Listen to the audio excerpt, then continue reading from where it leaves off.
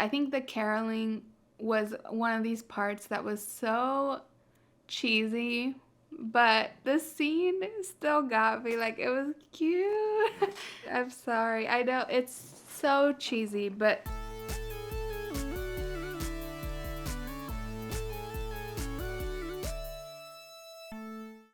hello and welcome back to the Miscellaneous channel where we do miscellaneous things. I'm Zeleny. I typically cover pop culture, internet trends, and other miscellaneous things on this channel, so subscribe if that's your vibe. So apparently it's already Christmas rom-com season, and I'm excited that I get to kick off that season already. So the movie I'm going to be talking about today is a movie called Love Hard on Netflix. It's a Netflix original, fairly standard holiday rom-com. At first, when I came across my Netflix feed, it was front and center because I'm sure the algorithm knows this is the type of movie I would watch, and I ignored it. I think I was a little traumatized because a few months ago, maybe even a month ago, pretty recent, there was a Netflix original, like a girly type comedy that was also on my front page. It was one starring Victoria Justice, and it was like something Afterlife or maybe After Party.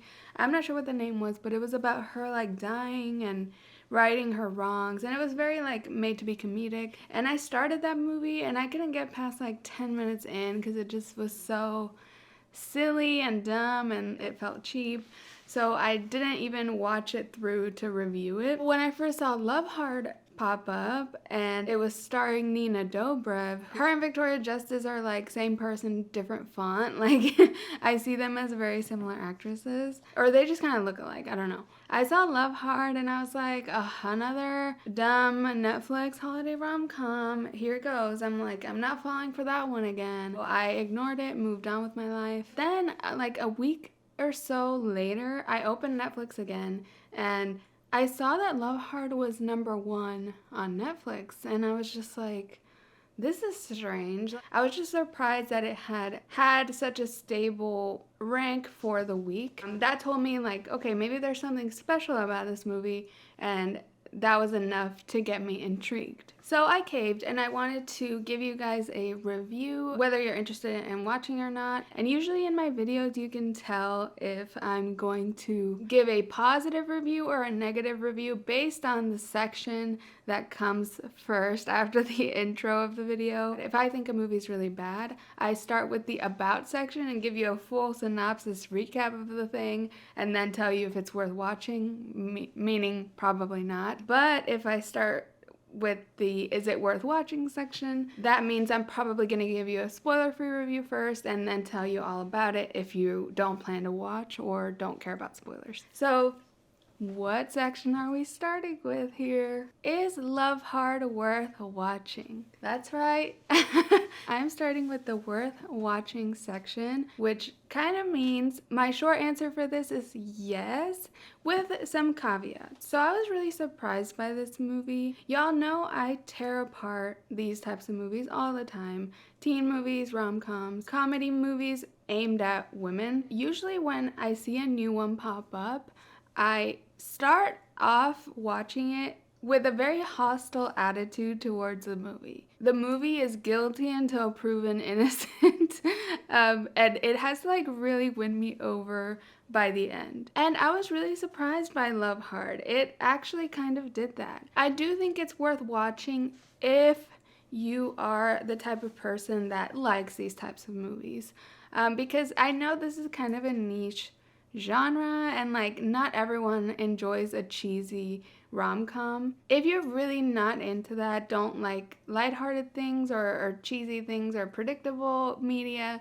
then I don't recommend this movie. If you enjoy any made-for-TV holiday movies, then you'll definitely like this. Like, this is an upgrade from that. And also, the movie it kind of most reminded me of, that's a pretty famous movie, is The Proposal. So if you enjoyed The Proposal, it's not the same storyline, but it has a lot of similar elements of like the base plot. And the reason I say it is worth a watch is because it has enough cliches going on to make it feel familiar and comfortable for this genre, but it has just enough refreshing and modern twist to it to make it different and unique and still fresh to watch. However, on Rotten Tomatoes, it has a 56%. So I'm finding out just now when I was doing my research and writing up some notes that I might be in the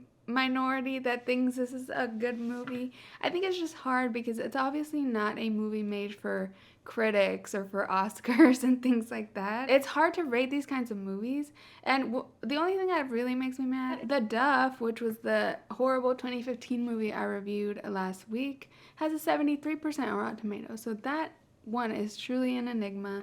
But I think Love Hard was rated pretty harshly and probably against more like critically acclaimed type of media. Like, it's not meant to be this revolutionary piece. It's a fun holiday rom-com. So let me get into about Love Hard. From here on out, there will be spoilers, so if you plan to take my recommendation, if you're someone that might enjoy this movie and want to pause this video and come back after you've watched it, feel free, but I am gonna get into spoilers. So Nina Dobrev plays the main character, Natalie, who, of course, surprise, surprise, is from a big city. She's from LA, and she works as an online column writer where she basically writes about bad date experiences. She has a very tumultuous love life. At the beginning of the movie, she's feeling really hopeless about love. She really wants to settle down. Her best friend suggests that she increase her radius of her Tinder app,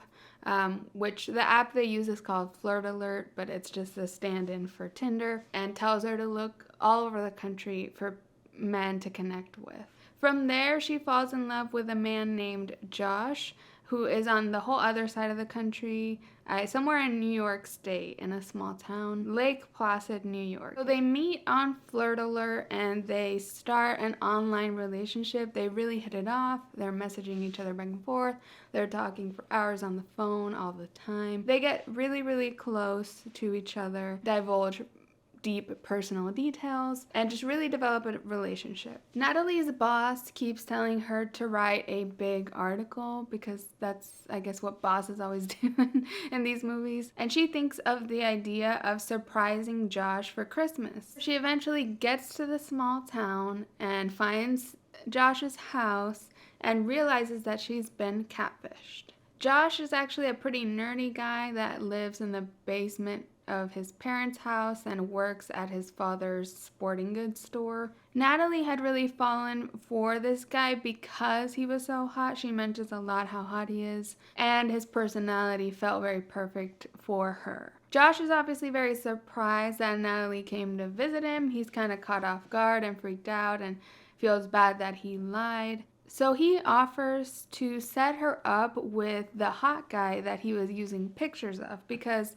the pictures he was using was actually a friend of his that lives in the town. He tells her, like, hey, I know him, I know a lot about him, we used to be really close, and help you date him. But in return, he asked her to pretend to be his girlfriend through Christmas because his family thinks he's really lame and really nerdy and that he could never get a girlfriend. So he just wants to impress his family, and that is the deal they end up making. So the hot guy in the town is named Tag, and Josh starts trying to help Natalie impress him and telling her what he likes. And this guy likes really outdoorsy and adventurous girls that want to do really wild stuff, likes rock climbing, certain poets, all these things that Natalie knows nothing about. But because she has the intel from Josh, she pretends to know about all of Tag's hobbies. They start this facade and executing this deal. It's going well. She's getting dates with Tag while his family is being impressed by Josh having a girlfriend finally. Eventually, Josh's older brother comes home to visit for Christmas with his fiance or wife, whatever. And this guy's played by Harry Shum Jr. from Glee, who I hadn't seen him forever. It was so exciting to see him. But the older brother is really used to being like the golden child of the family. This rivalry between Josh and the brother, sorry, I don't know the brother's name. It keeps escalating, And there comes a point where Josh and Natalie sing a Christmas carol really well together. They duet. The petty brother jumps in after everyone's clapping for them and is like, well, actually, we're pregnant. So he announces that his wife is expecting. And that leads Josh to, in front of a bunch of people in the town and the family, propose to Natalie. So they get fake engaged. And all this time, they have to like hide that side of things from Tag because she's dating Tag also in this small town. Well, obviously, at the end, everything blows up and comes together because they host a big surprise engagement party for Josh and Natalie, for the new engaged couple. And Tag shows up to that party because everyone in the town is invited.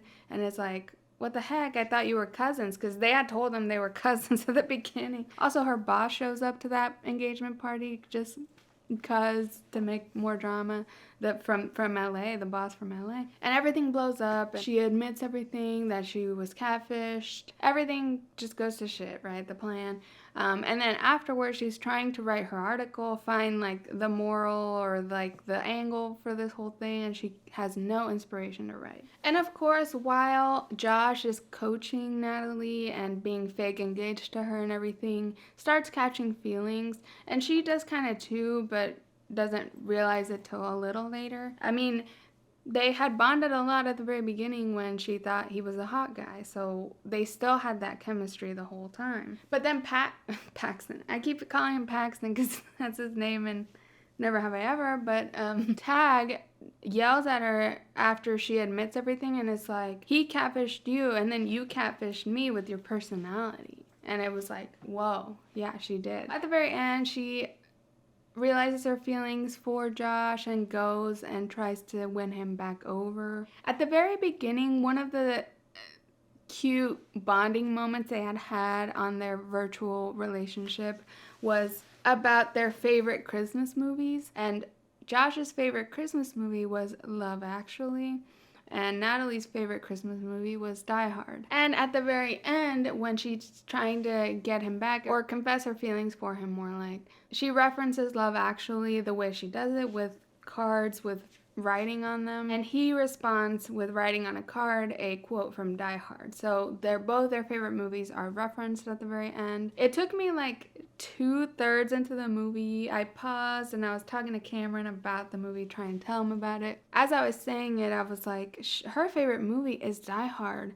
And then I was like, Love Hard. It's a play on Die Hard, right? And then a full like 15 minutes later, I was like, oh, his favorite movie is Love Actually.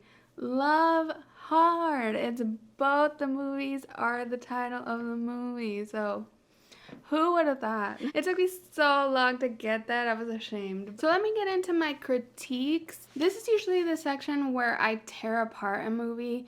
However, this movie is not one I'm really tearing apart. Like, there wasn't anything glaringly wrong with it. But like I said earlier, it had a lot of cliches and then a lot of modern twists to the cliches. So it was almost like 50-50. And in this section, I think I'm going to talk about the parts of it that were very cliche. They used a lot of classic rom-com tropes in this movie. Right off the bat, that her job is an online writer, like for her dating life. That's so cliche. It's always, she works at a magazine, she's a journalist, and she always has to write a big article for the movie. Having also the demanding boss that comes in and is like, what's your next big story? And like being very demanding about that, and encouraging the protagonist to make a silly decision just to get a good article out. Like it was all very cliche. And I started this movie, I was like, this sucks. Like, this is like every movie ever, because this was all at the very beginning. But it won me over later on. And also sort of lumped into her being a writer and a career woman is the trope of holiday movies where the big city girl goes to the small town and like finds the charm in this small town life. Every holiday movie has that plot line. Another trope that came up really early on was the kooky best friend character that the main character always has. And they're usually very like comedic. They're comic relief characters. Like she's always drinking or doing something wacky. Another cliche that's kind of a little more small, but I noticed it right away when it happened. At the very beginning, she asked for like a smoothie, and she mentions, oh, make sure it doesn't have kiwi in it because I'm deathly allergic. They really hit you over the head with like, she's allergic to kiwi, that's probably gonna come back later on. And it did. And this isn't a cliche, but they did some weird ass VFX makeup when she did have an allergic reaction later. It was scary. It was like nightmare fuel. Another cliche was that her mom had passed away. I know that's a real thing that happens to people, but it's so often in rom-coms that they have a parent that passed away, and that leads to emotional moments with the relationship at some point. Also, like the main plot line of the two characters that supposedly don't like each other in that moment. They make a deal to help each other out on something else, and then throughout the process fall in love and realize they have feelings for each other. It's a very overdone plot line. It was literally the same plot as The Duff, which I just reviewed. And it's classic that the girl has her sights set on a different guy, a hot guy in the same circle, and then realizes they're not compatible at all for whatever reason. And a newer kind of cliche, which I think they used well actually, but it's still kind of a cliche. This is a rom-com with a millennial angle. Like,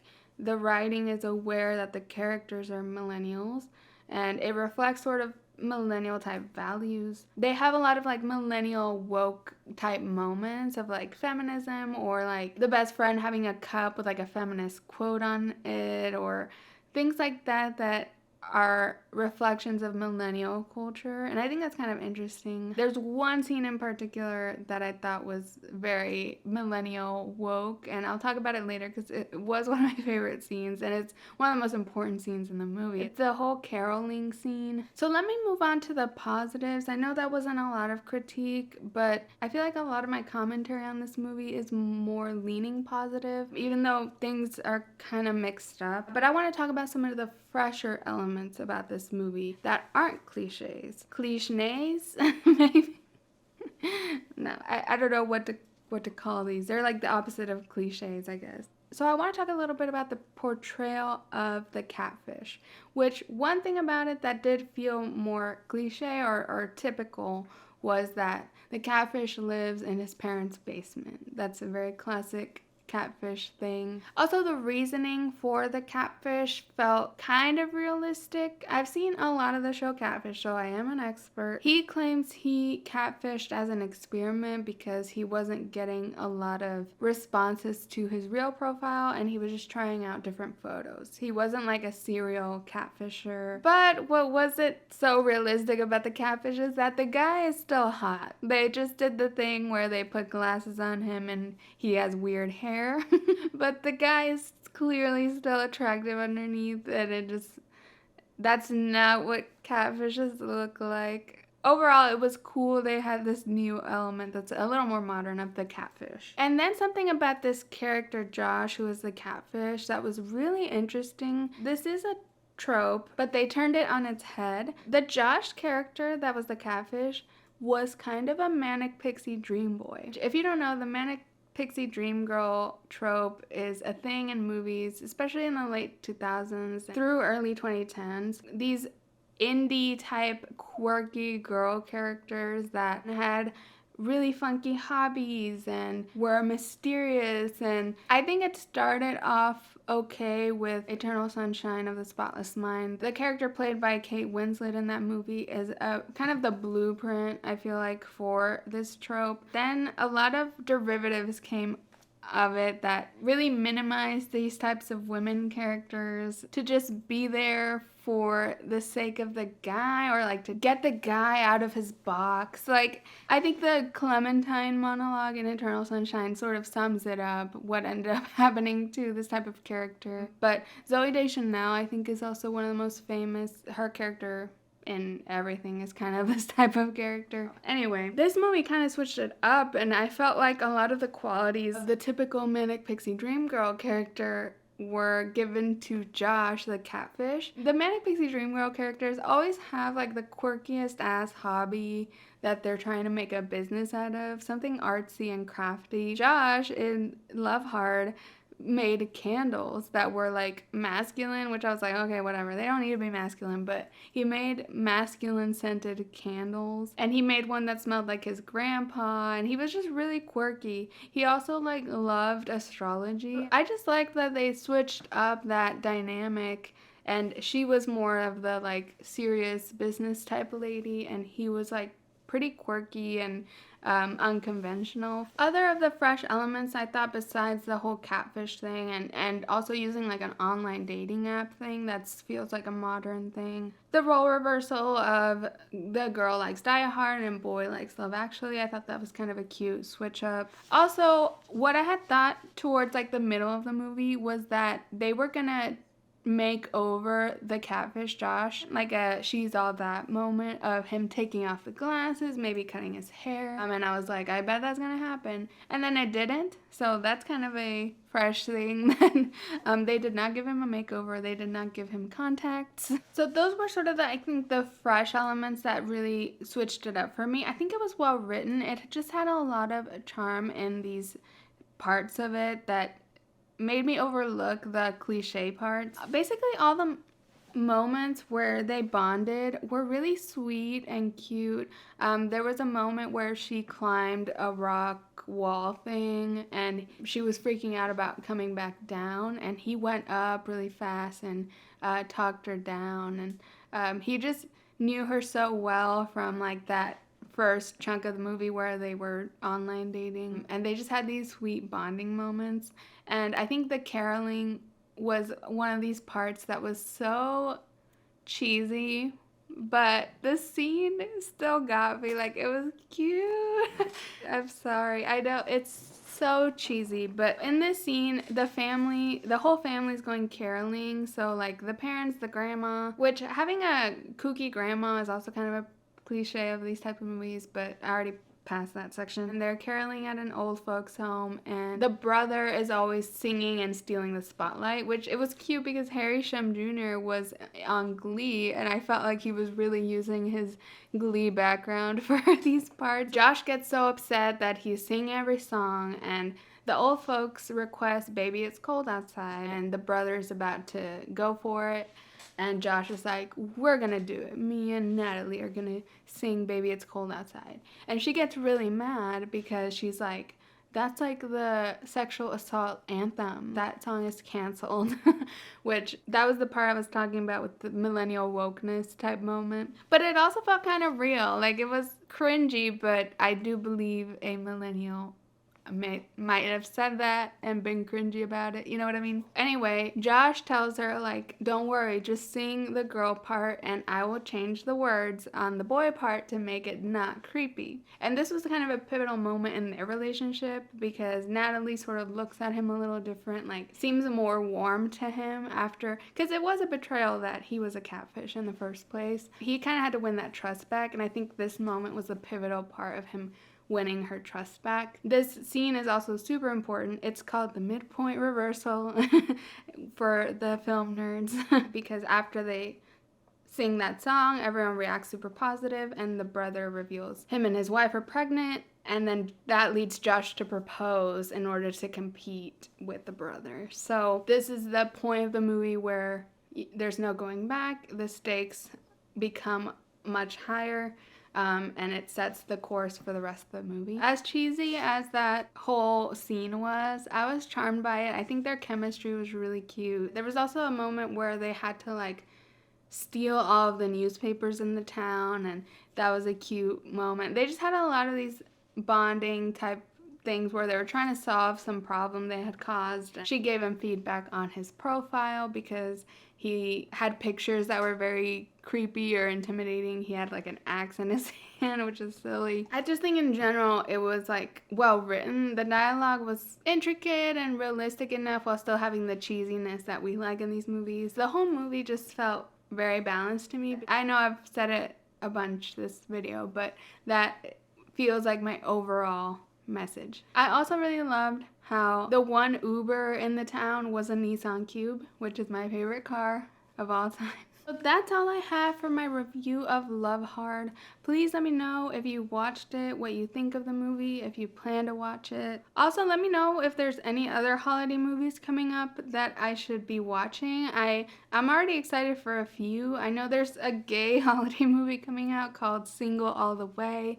And there's one with Lindsay Lohan and Cord Overstreet, which is a name I hadn't heard in forever, but another Glee alum. I feel like I'm definitely going to be covering those. Please like this video and subscribe to my channel if you enjoyed. I put out new videos twice a week about pop culture, internet trends, and other miscellaneous things. And you can follow me at Miscellaneous on Instagram or Twitter to find out about new videos, or just turn on the bell notification here on YouTube. Thanks so much for watching, and I'll catch you in the next one. Bye.